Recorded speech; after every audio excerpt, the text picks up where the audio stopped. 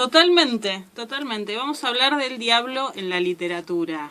Bueno, primero para empezar que toda la influencia de los personajes diabólicos en la literatura empieza obviamente en la Edad Media, que es donde se gesta toda esta idea más fuerte, bueno, donde el cristianismo realmente se expande por toda Europa. Y entonces está Dante, por supuesto, que pone ahí la idea del cielo, del infierno y del purgatorio, que es lo que después, influencia mucho en toda la creencia popular y desde lo religioso parte esta idea, ¿no? Porque en las religiones antiguas no tenemos Dios y el diablo, hay una serie de dioses con características más ambiguas. Estoy hablando de lo europeo, ¿no? No me refiero a otras regiones del mundo, porque también la literatura esta sigue una línea europea. Disculpame, te hago un paréntesis. ¿Sabes quién te está escuchando en este momento? ¿Quién? Satánicos argentinos. Uy. Bueno, yo voy a hacer la aclaración que desconocimiento total del tema, pero sí voy a hablar cómo se fue tomado en la literatura, por las dudas. Perdón la interrupción, pero es un dato anecdótico. No me pusiste nada de presión. No importa, hay espalda acá. Bueno, cuestión que hay muchas leyendas. A ver, en la Edad Media empieza toda esta cuestión de los que son herejes. Y siempre relacionado, bueno, está la Inquisición, está toda esta onda, las brujas, que generalmente, bueno, ahora hay todo un revisionismo sobre eso, y las brujas eran las ricas, las lindas, y un montón de cuestiones así, y todo lo que fuera alejado de la ortodoxia, muy fuertemente religiosa en ese momento, era considerado hereje. Tanto en Europa, digamos, continental, como en Inglaterra, después con la separación, lo mismo, hubo millones, fue una matanza, digamos, por la herejía. Una persecución y Totalmente. Una matanza. Las brujas de Salem, ya sin ir más lejos. Exacto, y hay un montón de historias así, y en lo que es cultura popular empiezan todas las leyendas y los cuentos en relación con el diablo, con los pactos con el diablo, con la relación con el diablo de intermediario para hacer determinadas cosas. Hay una cuestión muy interesante, y que seguimos la misma línea del diablo, del primer diablo que apareció con la serpiente y que le apareció a Eva, que es la relación del diablo con el conocimiento, ¿sí?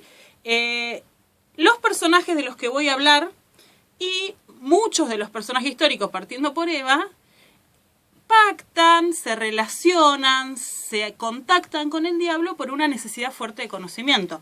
Pensemos que la explicación desde la religión es toda absolutamente desde ese dogma, que no es permitido un pensamiento adyacente. De hecho, Copérnico mismo condenado por decir que la Tierra era redonda. Uh-huh. O sea, la ciencia queda afuera completamente, estoy hablando de la Alta Edad Media, y entonces el conocimiento empieza a ser como un bien muy fuerte y muy buscado y al final de la Edad Media, por todo lo que nace, que es la ciencia, la expansión de otro tipo de conocimientos no relacionados con la religión.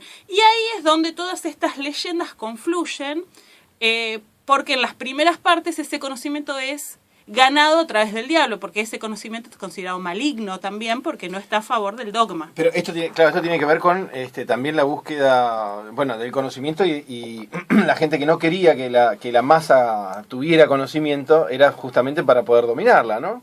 Exactamente. Tiene que ver con el poder y la dominación. Bueno, completamente. Sabemos que en la Edad Media la Iglesia es una institución absolutamente política. No quiere decir que hoy no, pero... Digo, no, solamente tiene un Estado y un banco... No, pero en ese momento realmente manejaba las decisiones de los reyes, era mucho más fuerte la cuestión. Uh-huh. En Alemania, en el 1480, por ahí hubo un alquimista llamado Faustus, Johann Faustus, que todos lo tildan, las leyendas lo tildan de un charlatán que iba por las plazas diciendo que tenía poderes, que era brujo, astrólogo, una especie de juglar mágico. Y en un momento se empezó a hacer muy fuerte la idea de que este hombre había hecho un pacto con el diablo. Esa leyenda es reproducida en muchas historias que pasaron de boca en boca. Como sabemos, la literatura popular de la Edad Media fue oral, básicamente. Y en 1587, más o menos, un librero llamado Spice recopila muchas de las historias de este Faustus, que si bien la leyenda es de origen alemán, era un apellido, Fausto, no un nombre. Y viene de Faustus, es un origen latino que significa afortunado. Por eso hay una... digamos, una especie de contradicción, de paradoja con este nombre, con el afortunado, pero que en realidad sobrepasa los límites de lo que podría estar permitido para un humano, y entonces pasa al lado del maligno, digamos. Bueno, hace una recopilación de estas leyendas, que son los que toma en base Christopher Marlowe, que es un escritor inglés del periodo isabelino, el predecesor de Shakespeare, para escribir la primera versión teatral de Fausto, la tragedia del Doctor Fausto, que es inglesa y que marca el paso de este personaje como a la fama real, digamos. En esta leyenda, Fausto es un teólogo. Precisamente, estamos hablando de la Inglaterra isabelina, o sea, después de la ruptura, muchas persecuciones religiosas. Y también, es un teólogo que pacta con el diablo precisamente para conseguir más conocimiento, porque disconforme con los avances de sus investigaciones, decide precisamente que el diablo le va a dar el conocimiento que le falta para llevar a cabo sus investigaciones, y hace este pacto y tiene un final trágico. Por eso es la tragedia del Doctor Fausto. Es esta cuestión de, o sea, la moraleja es: querés saber más que Dios, te querés poner en el lugar de Dios y así terminás. Hay un cruce ahí. La vida de Marlowe es interesantísima. Se murió a los 29 años. Algunos dicen que por una reyerta, por una cuenta. En realidad lo estaban por juzgar por herejía, precisamente porque un compañero un amigo que vivía con él, bajo tortura, lo acusó de ateo y de espía. Dicen que trabajó mucho tiempo como espía de la reina. Y misteriosamente, un día antes que lo fueran a llevar para juicio, que obviamente iba a ser condenado a muerte o algo por el estilo, a menos que lo salvara la reina, supuestamente tuvo una discusión por la cuenta, literalmente por la cuenta, en una taberna, y se mató con otro. Me da toda la sensación que la institución, la iglesia hoy día, está fundada sobre el poder más oscuro y maligno de la historia de la humanidad. Me parece que se transgiversó en algún momento y el diablo pasó a ser el malo y todo lo que es Dios y la iglesia es lo bueno. Me parece que es todo lo contrario. Me da toda esa sensación así de que estuvo tan transgiversado todo y obraron tan bien las fuerzas malignas para pintarla, o sea, para pintarse una sotana blanca sobre la fuerza oscura. Me parece que me voy a hacer satánico, me parece. Sí. Bueno, me voy a excomulgar. Primero, no quieras quedar bien con los satánicos que están escuchando. Segundo, desde una visión de creencia puede... Es mala, es guacha, ¿viste? Es guacha. Satánicos, después les cuento la verdad. Tengo la cruz acá por ahí colgada. desde una cuestión de creencia, pero la verdad es que esto fue una construcción cultural, ¿sí? Si hablamos de la Edad Media, y hay, no sé si en la Biblia hay tanta referencia a lo que es el infierno, es el ángel caído, es como todo mucho más sutil, pero en la Edad Media, sobre todo Dante con la Divina Comedia, es el que crea la fuerte mitología. A partir de ahí es una cuestión muy cultural lo que se construyó alrededor de esto.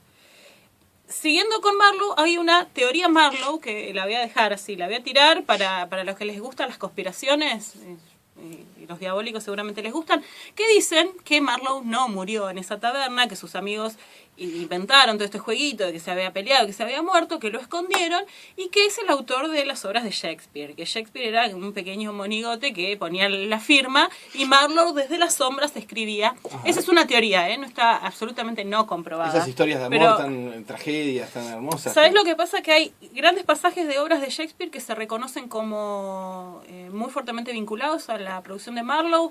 Es el que sacó al teatro inglés de la mediocridad en la que venía, el que introdujo el verso libre y un montón de cuestiones, y también trajo personajes mitológicos, tragedias.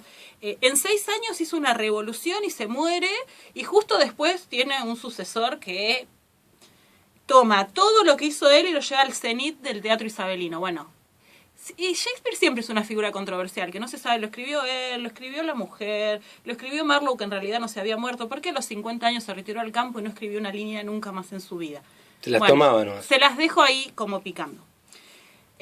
Lo interesante de el Fausto en la literatura es que en la semana pasada hablaban de plagio ustedes, ¿no? Y vos decís, bueno, tantas versiones de Fausto, ¿esto es plagio, no es plagio? Bueno, acá está que en la literatura no es tan fácil hablar de plagio. Yo puedo tomar una temática, transformarla, retomarla en otro tipo de texto. Por ejemplo, Marlowe toma las leyendas medievales y hace una obra de teatro.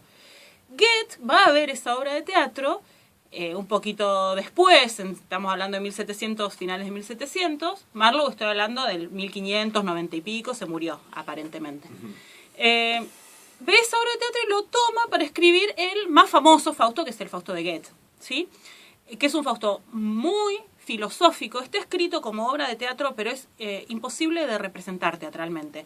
Por todos los recursos que implica, porque hay viajes en el Fausto, en la segunda parte del Fausto hay viajes en el tiempo, se va a Grecia, de golpe aparece, se casa con Helena, tienen un hijo. Bueno, pasan muchas cosas que son, digamos, tecnológicamente imposibles de representar en teatro, más en el teatro de la época, y además porque es un libro más para leer que para representar. Está como diálogos, como drama, digamos, pero no es muy representable. Pero sí ha sido motivo de óperas, por ejemplo.